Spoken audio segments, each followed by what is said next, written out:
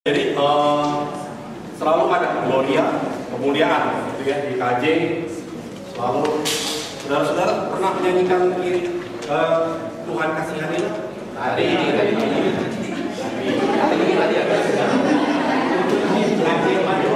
oh tadi pagi. Lagu yang mana? 42 Pak. 42. Bagaimana menyanyinya?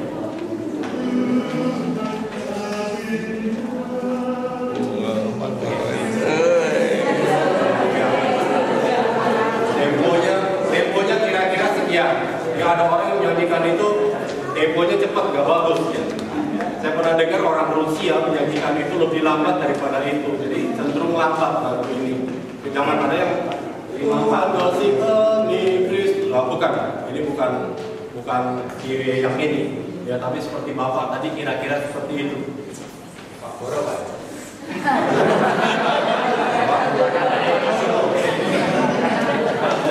Namanya Pak Boro ya. Nyanyi seperti Pak Boro. Lalu sambung dengan Gloria. Ya, Gloria-nya apa? Kalau yang umum, yang apa yang klasik begitu ya, itu yang nomor 48. Tetapi zaman sekarang banyak perkembangan nyanyian kemuliaan, misalnya 46 ya.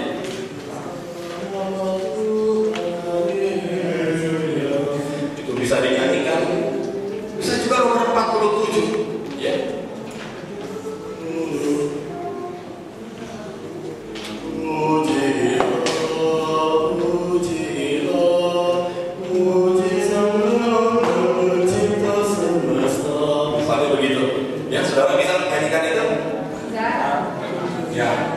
Ada yang nggak bisa. Jadi begini, saya mau berikan contoh sekali, saudara mengulangi. Mau lihat apa, saudara menirukan saya saja. Ya.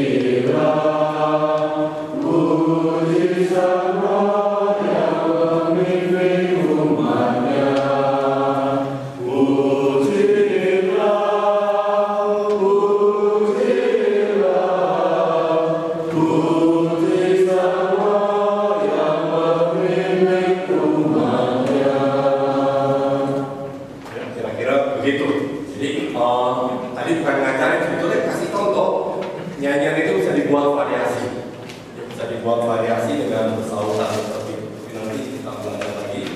Jadi ordinarium lagi ada juga yang Sanctus Benedictus itu perjamuan, pesta perjamuan, kudus dan diberkatilah. Itu di KJ cuma ada satu nomor 310. Jadi ketika perayaan perjamuan akan dilakukan, pada waktu itu dinyanyikan Sanctus Benedictus, lalu anak domba Allah dan Dei itu ada 4 nomor di Kidung Jemaat 311 sampai 312. Yang Luther juga membuat anak domba Allah. Pernah tahu lagu Martin Luther, lagu Agnus Dei, anak domba Allah?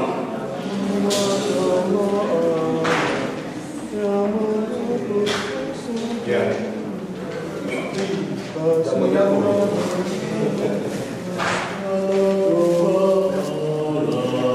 Ya, itu ketika roti dipecahkan, ya, ketika anggur dituang itu, roti yang kami pecah-pecahkan dan cawan minuman adalah persekutuan kita dengan tubuh dan darah Kristus. Maka jemaat menyambut dengan menyanyikan anak domba Allah.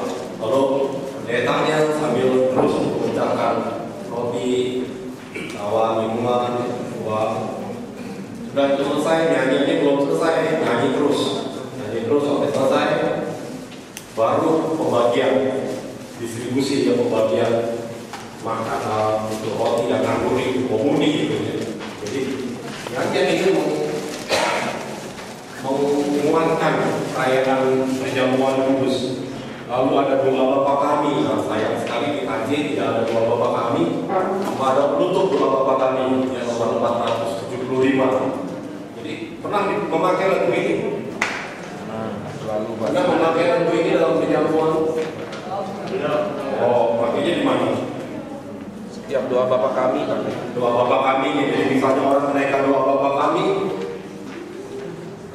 terus doa Bapa kami, Bapa kami di surga, terus ampunilah kami seperti kami mengampuni orang yang bersalah kepada kami, dan janganlah membawa kami ke dalam pencobaan, tetapi lepaskanlah kami dari yang jahat. Masuk. Misalnya seperti itu ya. Di buku nyanyian Satu Minggu, di buku nyanyian Satu Minggu ada juga doa Bapa kami pentatonik ya. Ya, pernah coba? Saya sudah lupa itu ya, pentatonik kan. Yang buat orang Indonesia, tetapi karena dipublikasikan ke luar negeri, jadi dia mengarang dalam bahasa Inggris, sehingga tidak ada bahasa Indonesia yang saya mengerti. Jadi lagu itu lagu Indonesia yang bikin orang Indonesia, tapi karena permintaan gereja-gereja Asia, maka nyanyian Indonesia yang dibuat oleh orang Indonesia itu dilakukan dalam bahasa Inggris. Sayang juga ya, maksudnya kita bisa minta nyanyian dalam bahasa Indonesia yang sakit dalam bahasa Indonesia. Jadi penempatan proprium itu sudah tetap, bahkan pada alasan tertentu dapat ditiadakan. Jadi misalnya persembahan, nyanyian persembahan bisa sekali-sekali tidak dipakai. Nyanyian doa Bapa kami, nyanyian pengakuan dosa bisa sekali-sekali tidak dipakai. Misalnya jadi setelah pengakuan dosa langsung berikan anugerah, bisa juga, karena itu tidak terlalu penting. Nyanyian proprium itu dibilangnya tingkat kedua. Tetapi ordinarium itu hal yang utama dalam liturgi, sehingga ordinarium itu selalu ada dalam ibadah, selalu ada. Kalau diumpamakan bangunan rumah, ordinarium itu adalah tiang-tiang ini, tiang pancangnya, tiang utamanya, itu ordinarium, gurunya. Tapi proprium itu hiasannya, dindingnya. Jadi dinding ini boleh dibuat dengan batu, bisa dibuat dengan gedek, bisa dibuat dengan kayu, bisa tidak ada dinding. Tapi kalau tiang tidak mungkin. Nah, liturgi juga begitu. Liturgi itu tanpa kita sadari berdiri karena ordinarium. Nyanyian ibadah itu bisa bisa kokoh itu karena ordinariumnya. Walaupun orang lebih memperhatikan proprium, yang lagu Natal dibagusin, lagu persembahan dibagusin, tapi lagu Amin dan Haleluya jarang dibagusin, jarang dipoles, biasanya dibuat biasa aja, sehingga orang bosan juga. Saya nggak tahu saudara-saudara nyanyi Haleluya Amin lagu yang mana? Lagu apa? Lagu habis. NKB 225. Haleluya 5 kali, Amin 3 kali. Oh yang bagaimana lagunya? Haleluya. Ya, oke. Bagaimana nyanyi?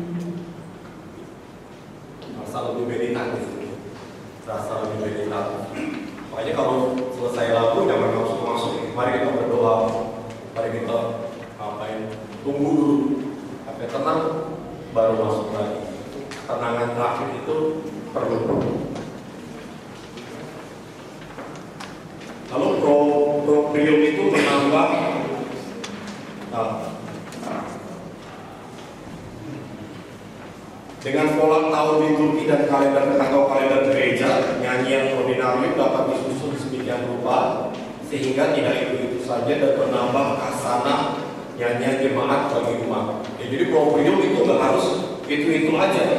Bisa misalnya haleluya amin, haleluya 5 kali, amin 3 kali itu kita nyanyikan pada minggu biasa. Tapi pada minggu Paskah misalnya atau minggu Advent ya kita coba kita nyanyikan yang bukan itu. Jadi selama setiap minggu Advent nyanyi haleluya aminnya yang begini, bukan yang biasa. Jadi kita ganti. Bisa kan ya? Bisa kita ganti. Jadi misalnya lagu, saudara tahu lagu ini? Tahu lagu itu? Enggak. Kita coba ya. Sekarang belajar dulu. Jadi saudara ulangi saya sekali ya. Lagunya seperti ini. Haleluya.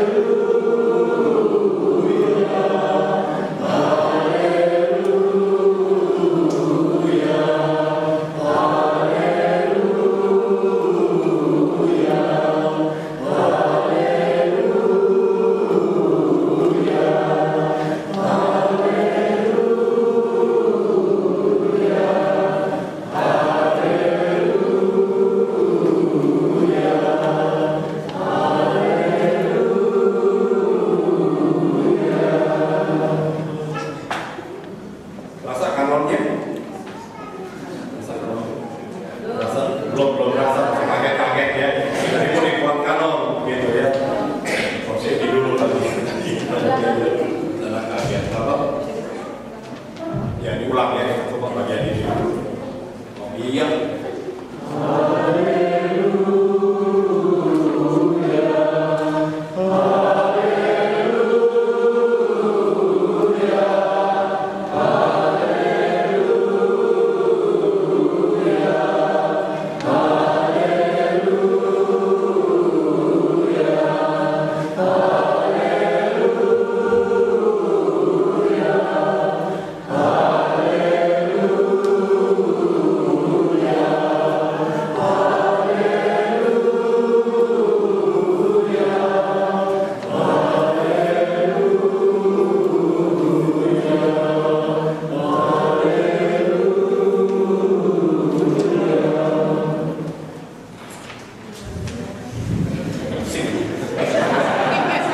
Ya bisa dibuat seperti itu ya Pak ya. Kalau prapaskah kan ya, minggu-minggu prapaskah dan juga lagu apa biasanya? Hosana. Hosana nyanyinya seperti apa?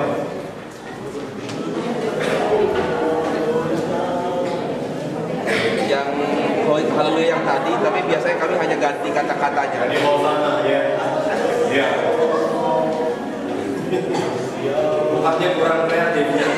Jadi dia mengganti saja haleluya menjadi Hosana.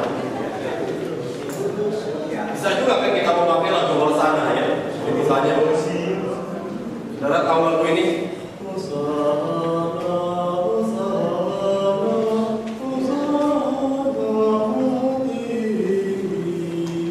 Ya, ikutin sekali-sekali seperti tadi.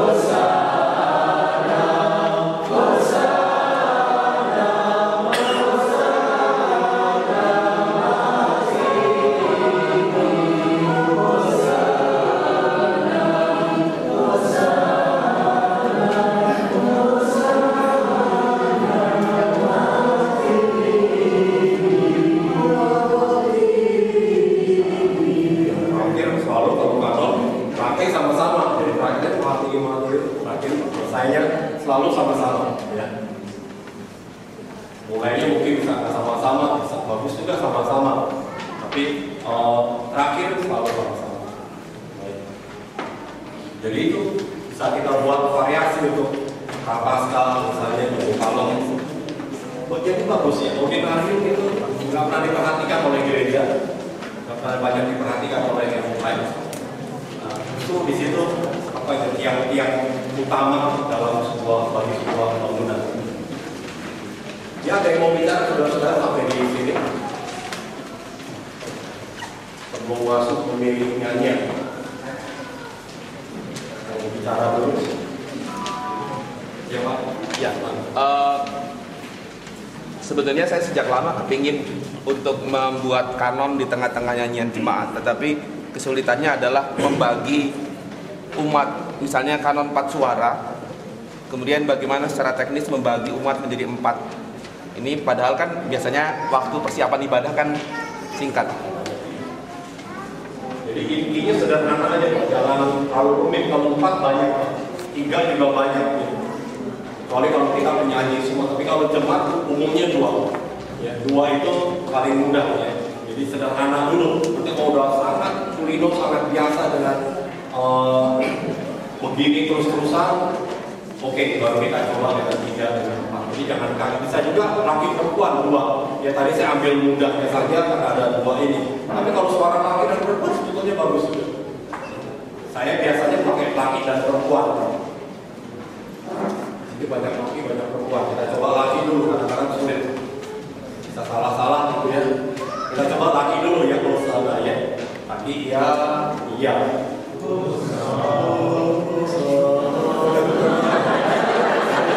Salah. Pemimpin memang harus memberikan nada dasar. Kalau kita jadi 1, 2, 3, kalau berantakan semua ya. Iya.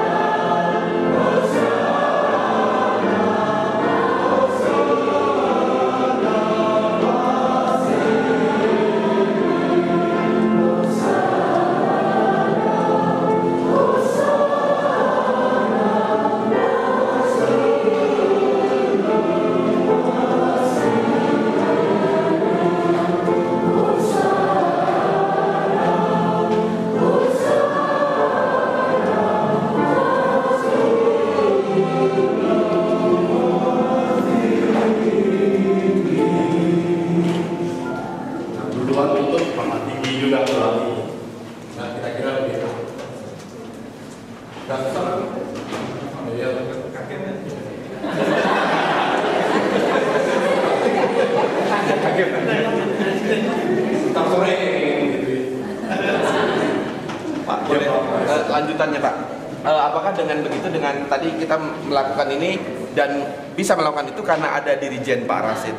Apakah dengan begitu sebenarnya dalam ibadah untuk nyanyian umat kita juga sebenarnya perlu dirijen untuk umat? Menurut Bapak? Saya nggak terlalu setuju Pak dengan dirigen ya. Jadi karena kita baru pertama kali, sebetulnya ini udah bisa jadi dirigen, instrumen bisa. Tanpa saya, jangan pindah-pindah.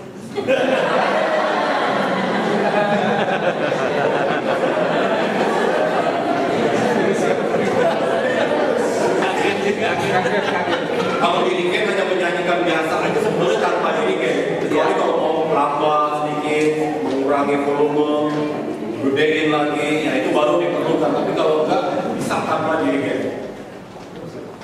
Ya, dirigennya itu bawa perasaan.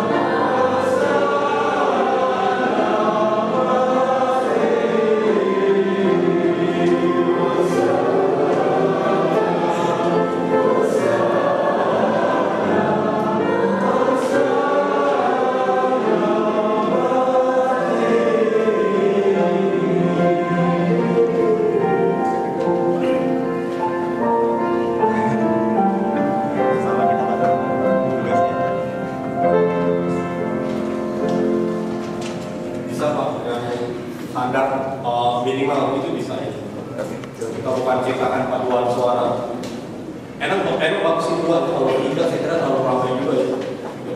Tiga, empat apalagi. Ya ada lagi.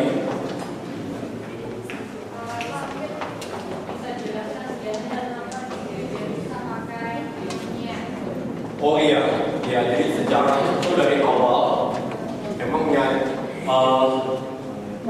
saya tadi ulang-ulang rekor dengan ini alat ini sound system ya. Pusing semua, tapi dalam di gereja ulang-ulang ada sound system ya? Tidak ada. Jadi bagaimana orang berbicara dengan sound system berteriak nggak bagus ya? Berteriak nggak bagus. Tapi kalau saya menyanyikan begini, Tuhan menyertai kamu, bisa terdengar di banyak orang, sehingga instruksi-instruksi itu banyak dilakukan, ya, banyak dilakukan, termasuk doa-doa, mazmur-mazmur. Lalu muncullah di situ di dalam perjanjian lama tradisi menyanyikan, ya, menyanyikan mazmur-mazmur. Jadi doa itu dengan cara bernyanyi, ya, orate itu dinyanyikan sehingga ada seni namanya oratorium, ya, oratorium. Syairnya dinyanyikan, lalu dari situ berkembang menyanyikan Alkitab. Jadi dulu yang dinyanyikan itu bukan nyanyian seperti kita bikin jemaat, tapi Alkitab, ya, syair-syair Alkitab. Itu dinyanyikan dengan notasi yang kita sebut resitasi.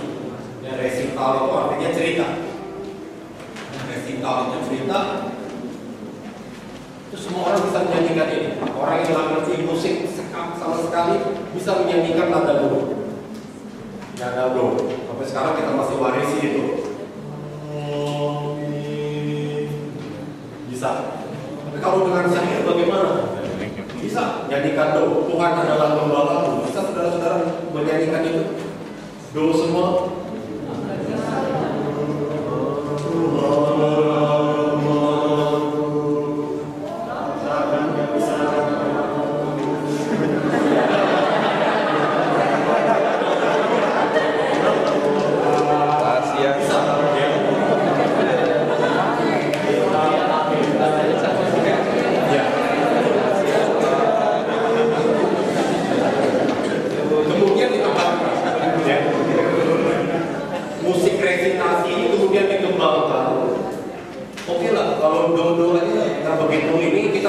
bagian terakhirnya kita ganti satu suku kata kedua terakhir kita ganti, kita naikkan misalnya ya. Jadi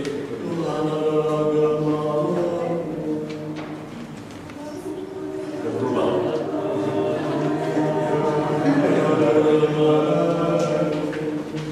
Bisa berubah. Oke, maka kapan berhentinya? Karena musik ada finalenya ya, ada berhentinya. Kita mainin juga yang keduanya.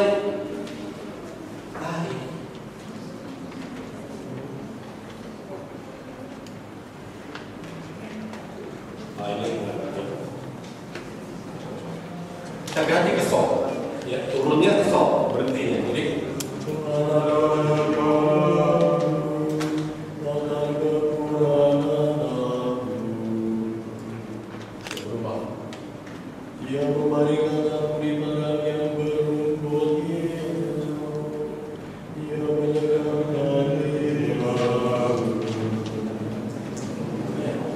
dari situ menyanyikan sekarang bentuk resitasi ini berkembang ya.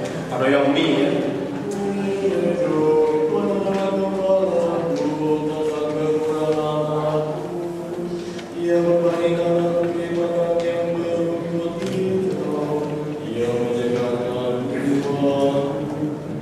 Misalnya ya, lagu-lagu modern seperti itu. Jadi begitu. Jadi mulainya dari mengucapkan syair itu.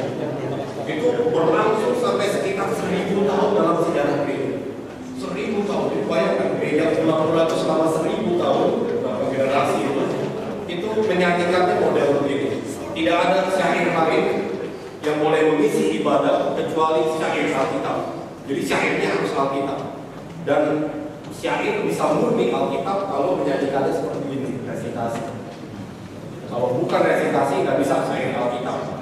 Baru di abad-abad setelah zaman apa itu ya barok, kita sebut barok ya abad 16, 17 itu kemudian muncul yang disebut himne-himne. Himne-himne sudah ada sebelumnya di tahun 400-an sudah ada, tapi nggak berkembang. Kemudian baru berkembang setelah zaman barok muncul himne-himne di mana syair itu mengabdi kepada lagu. Sebelumnya lagu yang mengabdi kepada syair. Jadi nomor satu adalah syair Alkitab, kitab suci nggak boleh diganti. Terus muncul setelah itu berkembang lagu-lagu modern himne, chorus dan sebagainya. Makanya syairnya nggak Alkitab, nggak murni Alkitab, cuma Alkitabian aja di malam kudus. Kadang-kadang nggak Alkitab lagi. Di gereja ada jingle bell, nggak ada di Alkitab. Kadang-kadang ada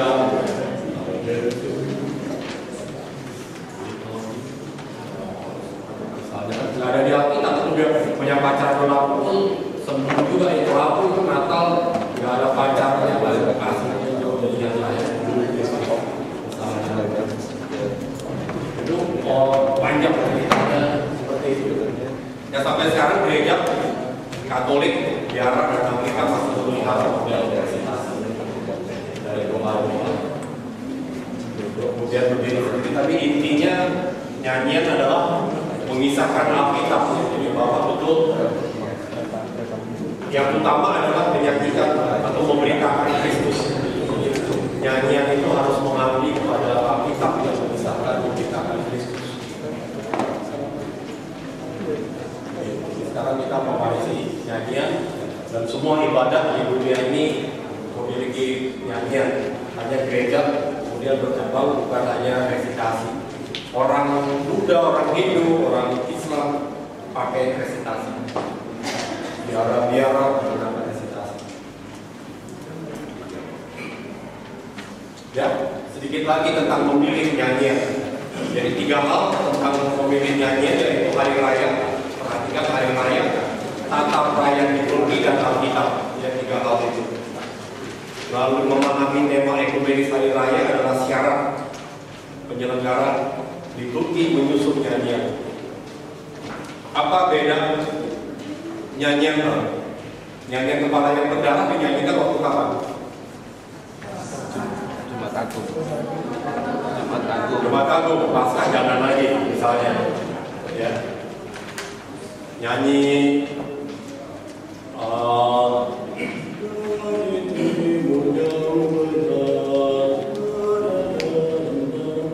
nyanyikan waktu kapan?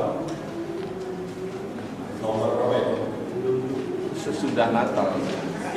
Sudah Natal, tentang orang maju, Epifania, jangan waktu Natal, bukan pada waktu Natal. Misalnya begini, ya sering orang keliru ya, pada waktu Prapaskah pertama Yesus sudah masuk kota Yerusalem. Wah, salah juga ya. Nanti 1 minggu sebelum Paskah itu nanti Pak Pendeta yang akan mengurus bagaimana jemaat memahami hari raya liturgi.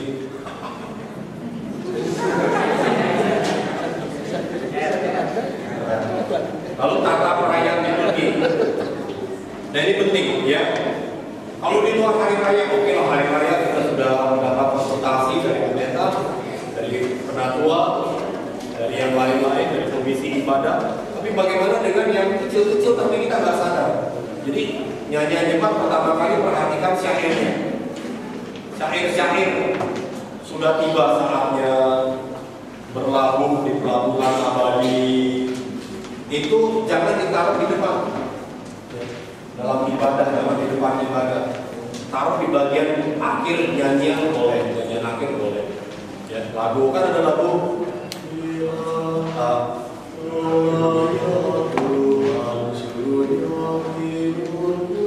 Pak 405 itu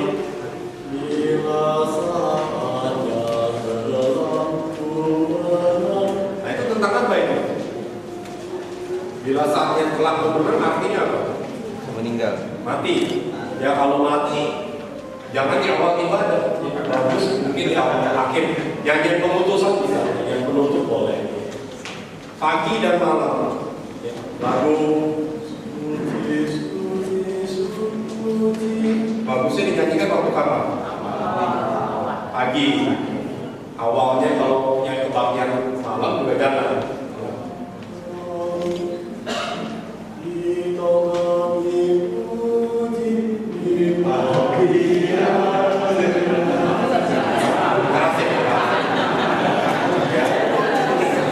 Ya seperti ini hal kecil ya, sebetulnya hal kecil yang ibadah sering keliru kalau tempat itu ya sering keliru.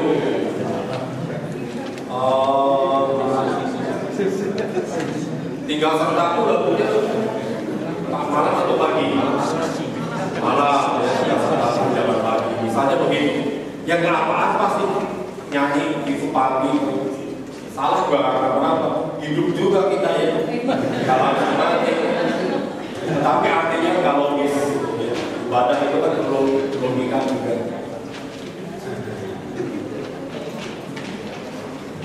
Nah, yang ketiga tentang Alkitab. Jadi sebetulnya kita menyanyikan Alkitab yang mempersaksikan tentang Kristus, hanya buku Alkitab namanya. Jadi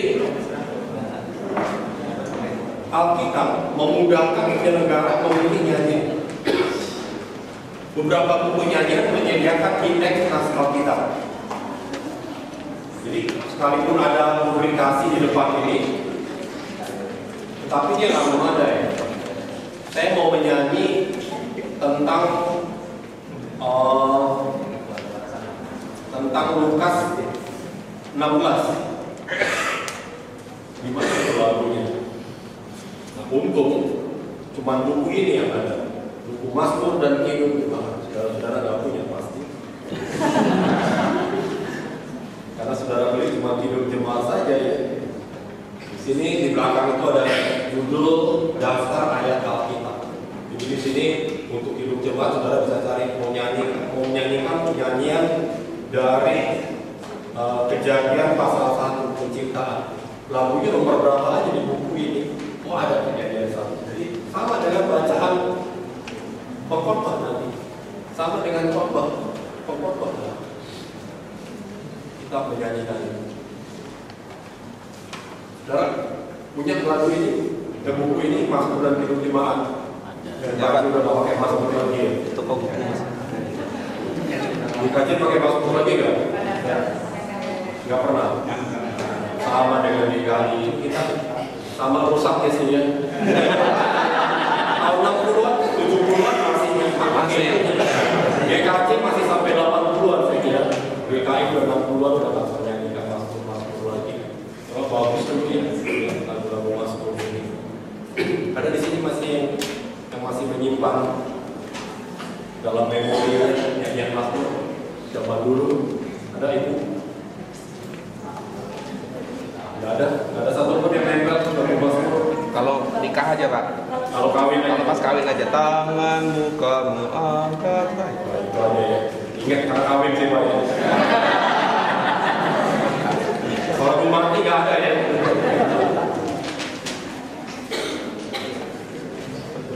Ya jadi dari sini ngambilnya.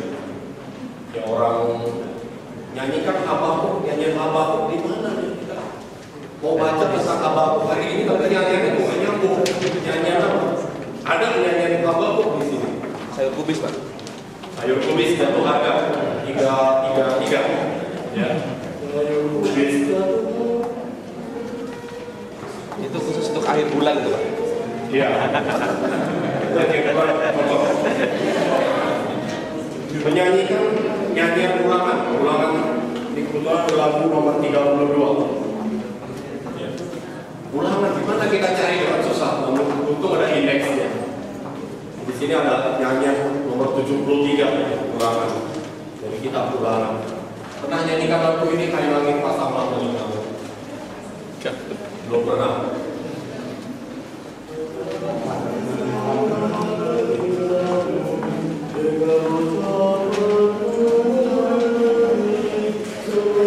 Sama goro aja.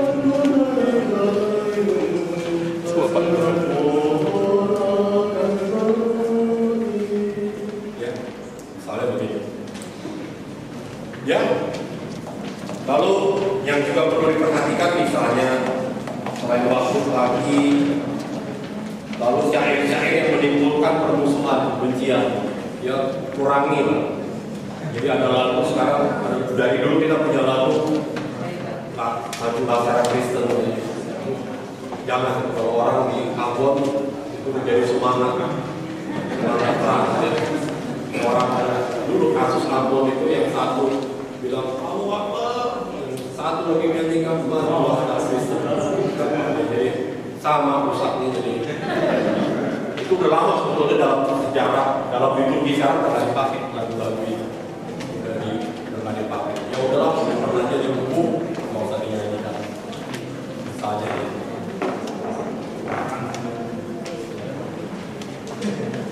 Ya, ada yang mau bicara sampai di sini?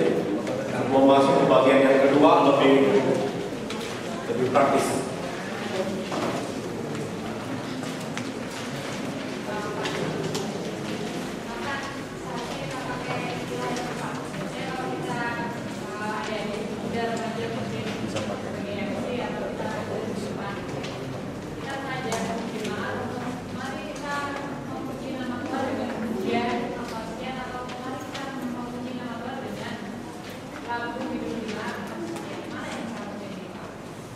Ini untuk bagian umum, untuk bagian remaja.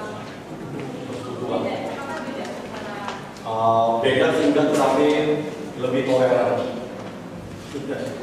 Kalau untuk kebaktian umum tidak usah pakai informasi seperti itu kan udah bisa ya, karena sudah ditempel nomornya di sini. Tinggal kerjasama dengan pemusik memberikan intro. Jemaat tahu nomor berapa penyanyi sekarang? Tahu? Di sini semua bisa membaca ini, bisa jadi tanpa instruksi itu juga bisa. Jadi mengurangi kesalahan juga. Tapi kalau menjawab umum, dua-duanya kan ada masalah. Baik, jangan terlalu banyak kata-kata. Kalau bilang memuji ya salah juga, bilang mengangkat ya nggak terlalu tepat juga. Kurangi kata-kata. Mari saudara-saudara kita menyanyikan nomor 34. Udah jelas ya. Menyanyi 34. Saya jadi bunga-bunga kadang-kadang nggak enak juga. Semakin sedikit kata semakin banyak salah.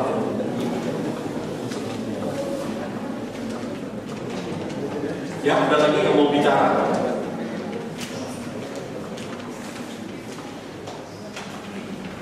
Ya.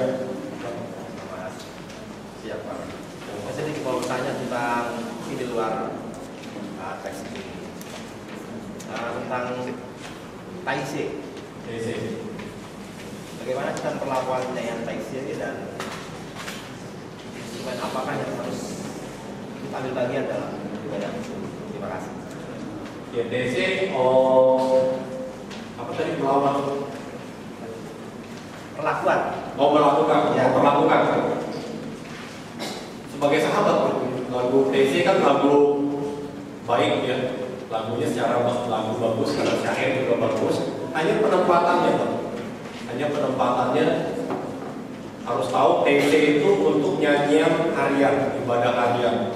Padahal di kita nggak ada ibadah harian, tetapi di kita ada ibadah-ibadah yang bukan hari Minggu, di mana kita misalnya persukuan doa, gitu ya, atau doa pagi, doa malam kita lakukan, itu bisa kita gunakan baik. Juga semua lagu TAIC bisa dipakai untuk hari Minggu, tapi ada yang bisa. Lagu Hosana yang tadi kita nyanyikan lagunya dari TAIC, itu lagu TAIC. Nah, instrumennya tergantung lagunya. Lagu TAIC ada yang tanpa instrumen, ada yang cuma ketuk-ketuk, ada yang ramai sekali. Tapi umumnya aransemennya sederhana. Lagu TAIC umumnya adalah aransemen sederhana. Jadi jangan ramai, di sini ngomong, penyanyi, di sini musiknya juga ramai, gitu ya. Di bagian kosong lah diisi, gitu. Nah, karena lagu TAIC udah nyaris, misalnya lagu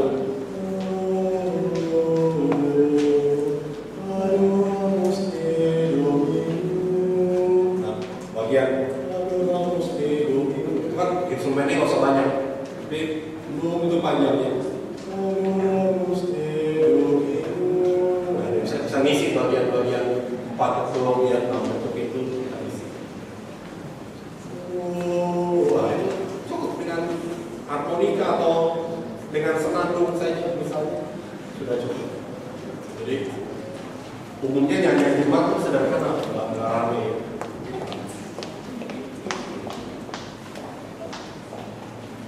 Mau melakukannya ya biasanya TAIC itu meditatif, jadi bagusnya jangan hampir semuanya dengan duduk atau berlutut, jadi bukan berdiri.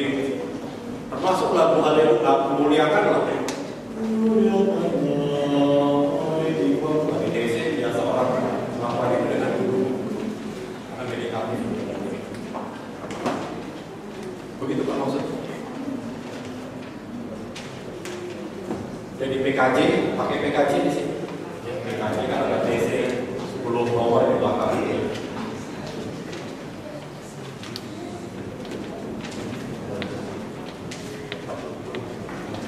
Ya. Lanjut. Oh, ada ini, ada makan lagi. Makan. Waktunya makan.